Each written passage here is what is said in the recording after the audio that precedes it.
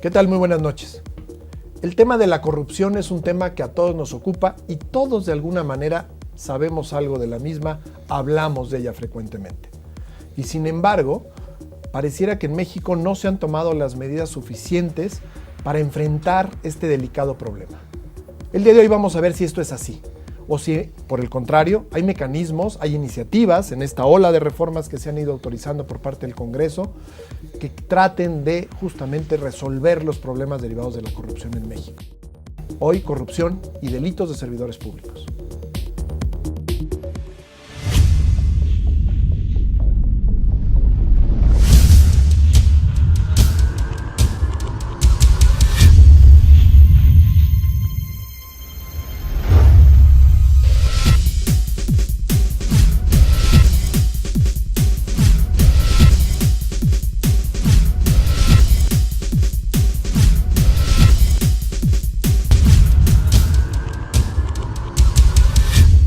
Para abordar el tema de la corrupción y los delitos de los servidores públicos, tenemos en el estudio hoy a dos personalidades que la verdad me enorgullece mucho presentarles a ustedes. Está con nosotros el señor subprocurador de delitos especiales federales que tiene unidades especializadas de la Procuraduría General de la República, es el licenciado Renán Cleomino Zoreda Novelo. Señor subprocurador, muchas gracias por estar aquí. Al contrario, Hugo, muchísimas gracias por esta invitación a sus órdenes. Aclaro que dentro de su subprocuraduría hay varias unidades especializadas en la persecución de distintos delitos y una de ellas es justamente la unidad especializada de delitos cometidos por servidores públicos. Y también nos acompaña el día de hoy un viejo y querido amigo, el doctor Francisco Valdés Ugalde, quien es académico de la Facultad Latinoamericana de Ciencias Sociales, Flaxo, investigador del Instituto de Investigaciones Sociales de la UNAM, y también debo decirlo que en este momento es el director de Flaxo México. Así es. Paco, muchas gracias por estar aquí. Al contrario, Hugo, muchas gracias por la invitación, es un placer estar aquí. Empecemos por el tema corrupción, ¿no? Tanto se dice y sin embargo a veces tanto técnicamente se hace. ¿Es un tema real? ¿Es un tema común a cualquier democracia? ¿O es un tema de percepción únicamente? Bueno, no es un tema de percepción, yo creo que es un tema real. Sabemos poco sobre él. Es un fenómeno que se extiende en todas las formas de gobierno. No hay ninguna forma de gobierno, ningún país que esté exento de formas de corrupción. Pero sí existen diferencias entre los países en donde la corrupción es menor y los países en donde la corrupción es mayor.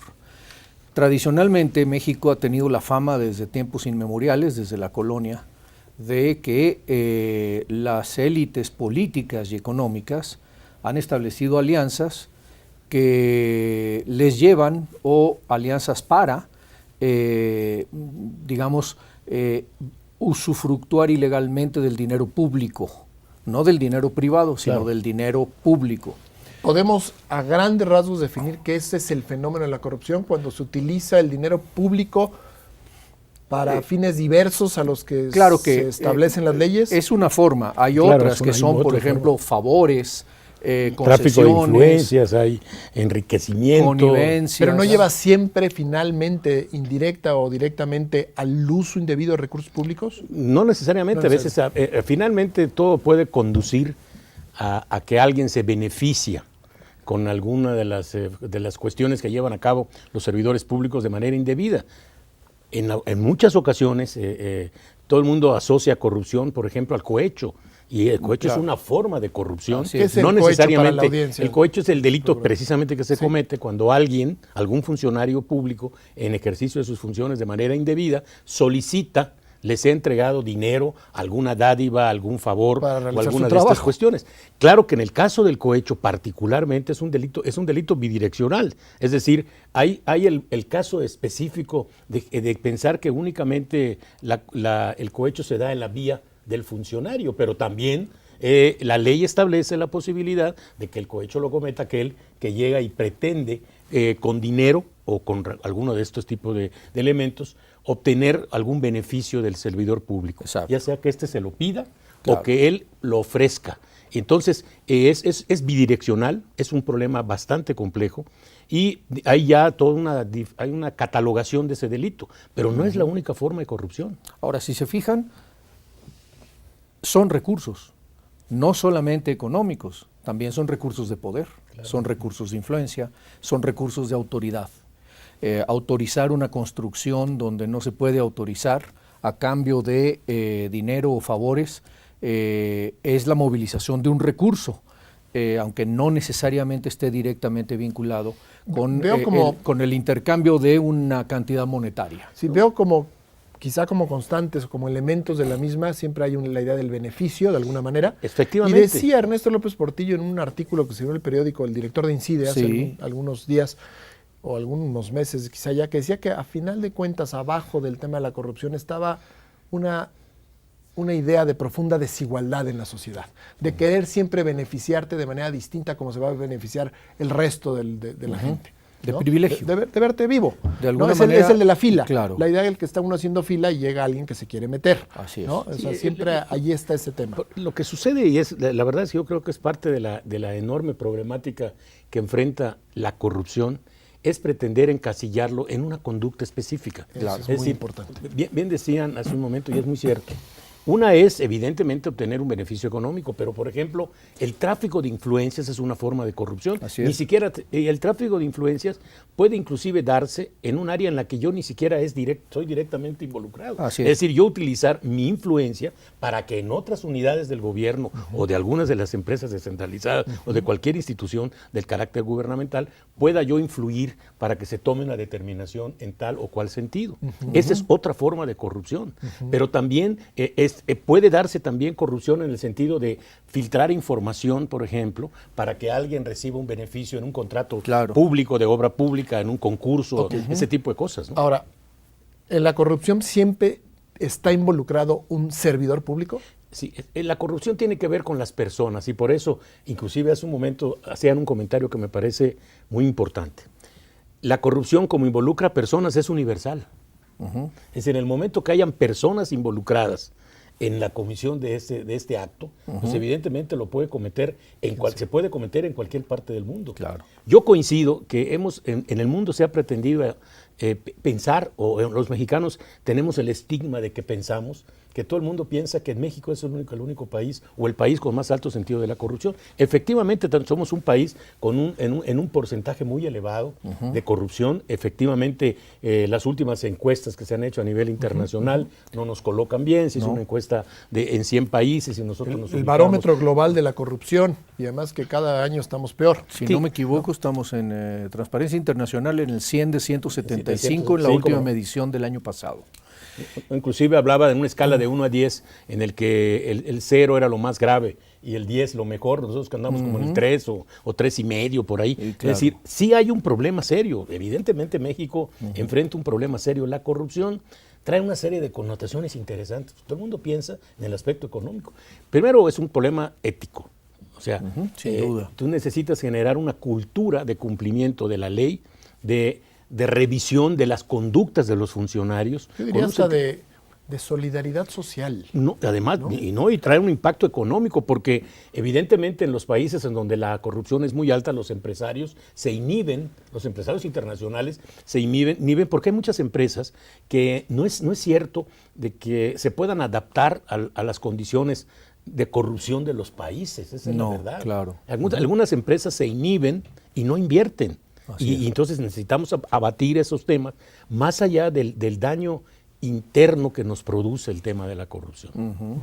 Hay dos temas ahí que me parecen muy importantes. Uno, para que haya una corrupción sistemática, tiene que haber de alguna manera un valor de colocarse por encima de los demás. Así es. Y tiene ese valor de alguna manera permea la cultura. ¿De qué tamaño es esa influencia? Sería un interesante tema de estudio. Y yo preguntaba... Y el otro, sí, perdóname, es que nosotros que hemos hablado tanto durante tanto tiempo de Estado de Derecho, hay una condición básica del Estado de Derecho que es la impersonalidad de la norma. Y una cosa mezclada con la otra Es decir, somos iguales, pero hay unos más iguales que otros. Y las normas, pues entonces se aplican de manera desigual, precisamente por el primer principio. Entonces se genera una costra cultural que lleva de alguna manera a naturalizar ciertos actos que bajo otro tipo de cultura cívica serían absolutamente inadmisibles. México, maestro, México ha trabajado, y eso me parece que es importante que se destaque. En los últimos años se ha trabajado en dos vías, porque yo creo que atacar el tema de la corrupción tiene que ir en dos sentidos. Sí. Uno es el de la prevención, porque la otra parte, que sería la punitiva, es la que es la más triste, porque finalmente ya estamos hablando de algo que ya se cometió y que tienes que sancionar. Y que probablemente no corrige el fenómeno para adelante. No lo va a corregir, castiga estoy seguro. La conducta cometida, pero no mejora las cosas para después. Y entonces tú tienes que trabajar en esas dos vías. Yo creo que hay un muy buen esfuerzo, por lo menos el Congreso mexicano ha hecho un buen esfuerzo. El Ejecutivo Federal, bueno, lo decías al principio del programa, hay un compromiso de trabajar a fondo en el tema de la corrupción.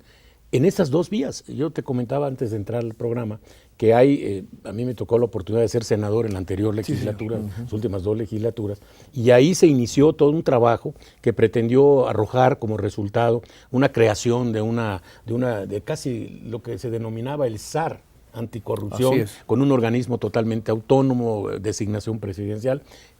Inició su trámite legislativo. No concluyó al concluir la 61 legislatura. Al inicio de la 62 legislatura, con una iniciativa que envía el propio Ejecutivo Federal, se trabaja intensamente y es una iniciativa que ha tenido ya una parte concluida, que es mediados del mes de diciembre del año pasado.